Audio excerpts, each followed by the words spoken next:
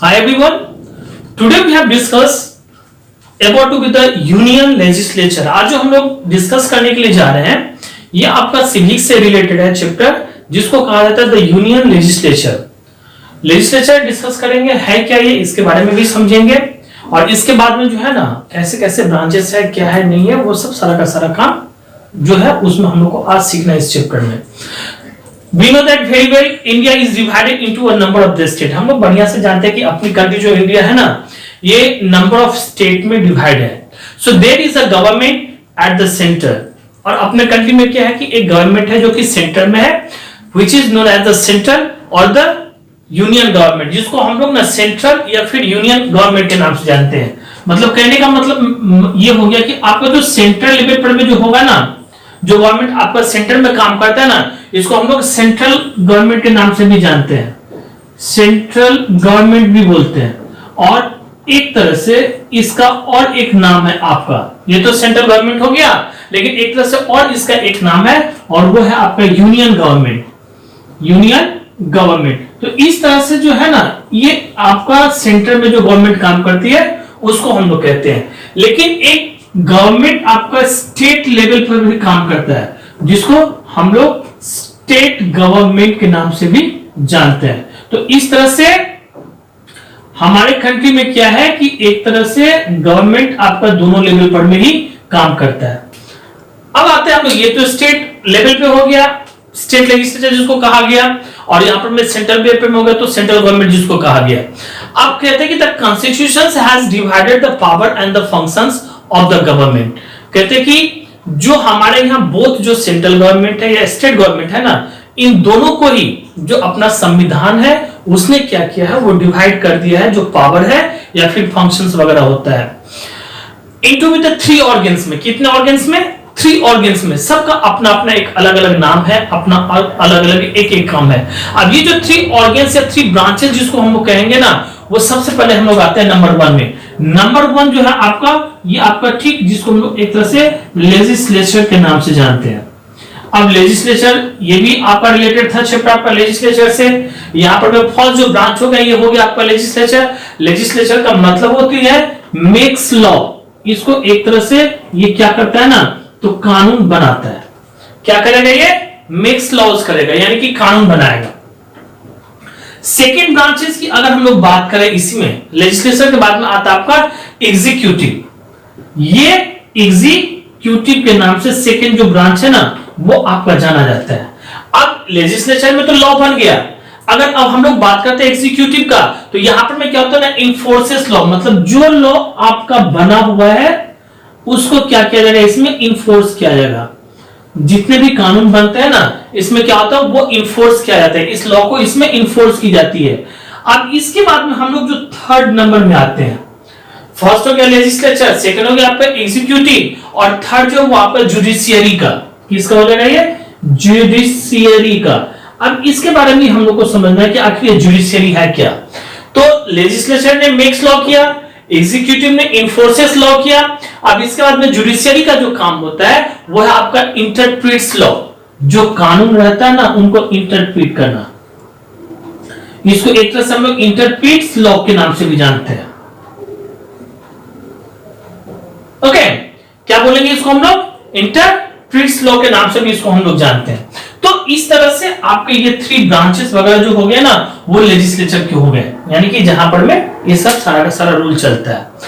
तो अब हम लोग इस चैप्टर में खास करके ना लेजिस्लेचर के बारे में ही पढ़ेंगे, जिसको एक तरह से मेकिंग लॉज का, मेक्स लॉ कहा जाता है या फिर मेकिंग लॉ ऑफ बॉडी भी कहा जाता है। तो at the centre we have the union legislature. हम लोगों ने अभी डिस्कस किया था पॉइंट कि सेंटर पर में हमारे पास में क्या है, यूनियन लेजिस्लेचर यानी कि यूनियन जो गवर्नमेंट और तो पार्लियामेंट जिसको एक तरह से कहा जाता है। Okay, at the state level की अगर बात करें तो we have the state legislature.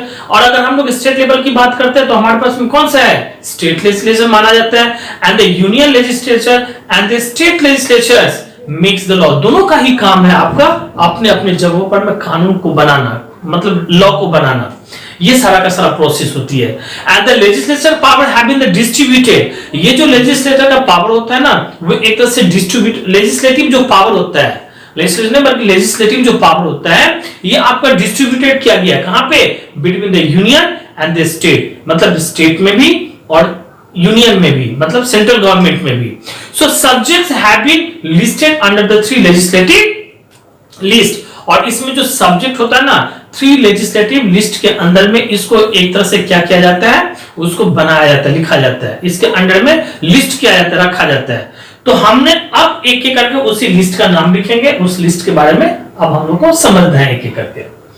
अब हम लोग जो बात करते हैं 3 लेजिस्लेटिव लिस्ट का, इस 3 लेजिस्लेटिव लिस्ट में आपका सबसे पहले नाम आता है यूनियन लिस्ट, इसके बाद में सेकेंड आपका जो नाम आता है वो है आपका स्टेट लिस्ट, और थर्ड जो नाम आता है वो है आपका कंकरेंट लिस्ट। अब ये तीनों लिस्ट के बारे में हमको समझना है। सबसे पहले हम लोग नंबर 1 का जो लिस्ट है हमारे पास में उसको डिस्कस करते हैं, फिर एक एक करके हम लोग दोनों लिस्ट में भी चलते हैं। सबसे पहले हम लोग आते हैं यूनियन लिस्ट के अंदर में, कहते हैं कि it includes the matter of the national importancy. ये जो है ना खास करके इसमें इंक्लूड आपका नेशनल इंपोर्टेंसी से रिलेटेड जो भी मैटर्स वगैरह होते हैं, वो रिलेटेड मैटर्स क्या क्या हो सकता है, तो such as the defence, foreign affairs, post and telegraphs, banking, currency, telephone and so on. ये सारे के सारे मैटर जो ना वो आपका यूनियन लिस्ट से रिलेटेड रहता है, ये सारे के सारे नेशनल इंपोर्टेंसी से रिलेटेड रहता है। इसके बाद में ये तो था ही, फिर कहते हैं कि the union legislatures has the exclusive power, कहते हैं कि इनके पास में एक तरह से एक्सक्लूसिव पावर भी होता है of the legislation over the 3 subject, मतलब क्या 2 सब्जेक्ट, ये सारे के सारे जो सब्जेक्ट्स वगैरह है ना इससे रिलेटेड उनके ऊपर में इनका अपना एक अलग सा पावर भी हुआ करता है। तो ये हो गया आपका फर्स्ट लिस्ट के अंदर में। अब हम लोग जो है ना इसमें सेकेंड जो हमारे पास में पॉइंट है वो खास करके स्टेट लिस्ट, इस स्टेट लिस्ट के बारे में हम लोग डिस्कस करेंगे, और वो है क्या इसको बढ़िया से समझना है। इस लिस्ट के अंदर में और क्या क्या चीजें वगैरह सब आती है तो उनको भी हम लोग क्या करेंगे एक तरह से पढ़ेंगे। सेकेंड पॉइंट जो हमारे पास में है वो स्टेट लिस्ट में।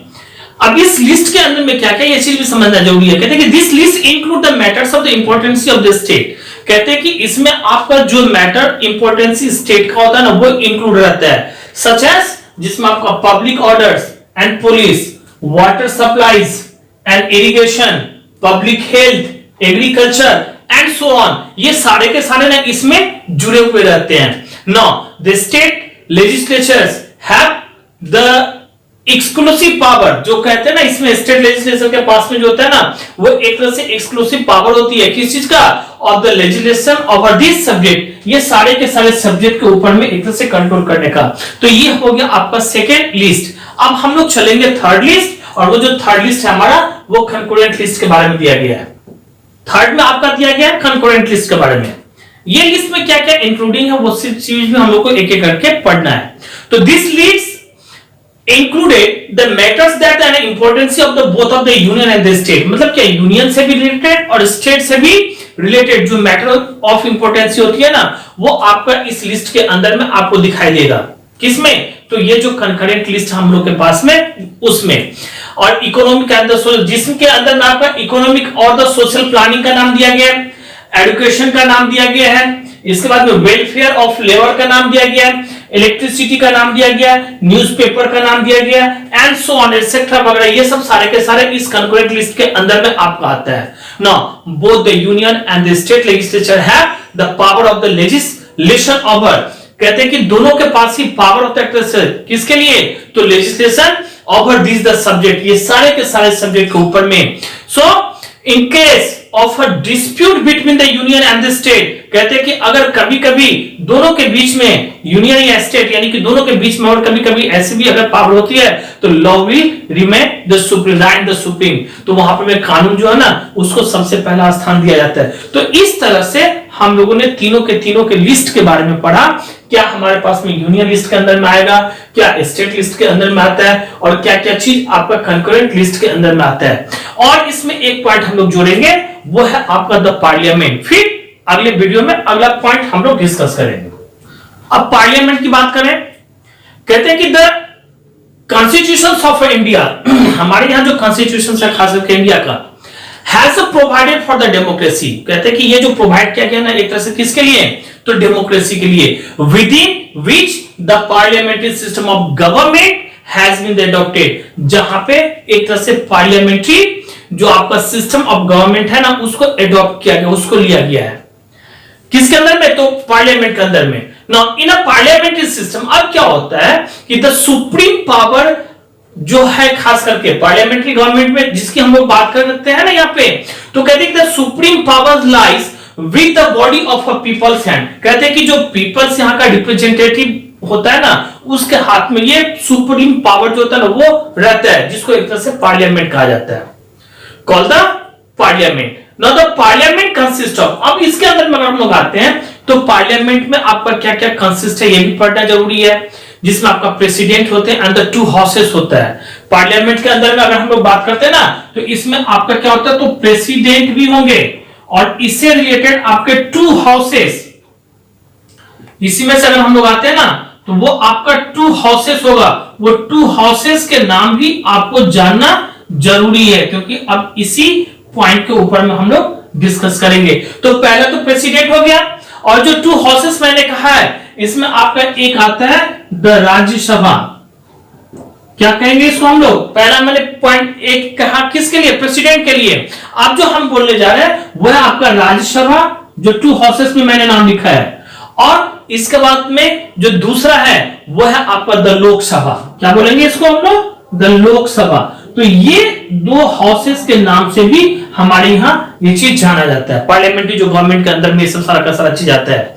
And the president is the integral part of the parliament. और प्रेसिडेंट को एक तरह से integral part of the parliament कहा जाता है, though he or she does not sit in the parliament. वैसे ना कोई प्रेसिडेंट या फिर कोई भी प्रेसिडेंट, चाहे वो ही और सी हो, वो लोग एक तरह से ना पार्लियामेंट के अंदर में वैसे सिट नहीं करते, बैठने नहीं है।